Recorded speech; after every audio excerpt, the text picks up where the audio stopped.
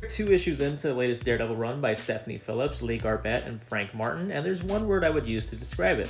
That word being solid. I'm quite enjoying the new status quo for Matt Murdock.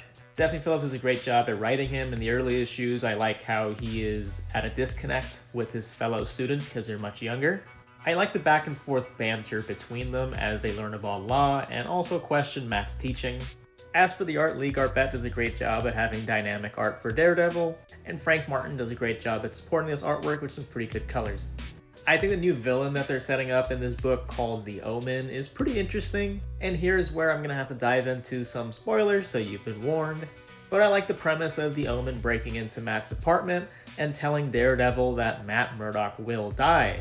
So that means Matt is already going on a mental spiral only 2 sessions into his class.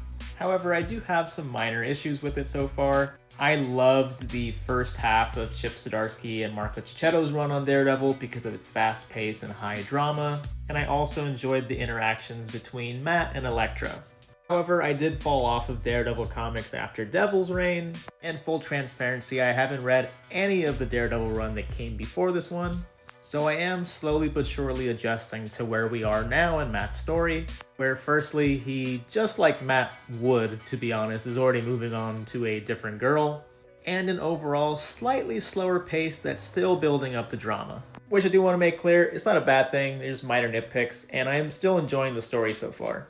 If it continues like this, I think we're in for a pretty, like I said in the beginning, solid Daredevil run, and that's what the character needs right now.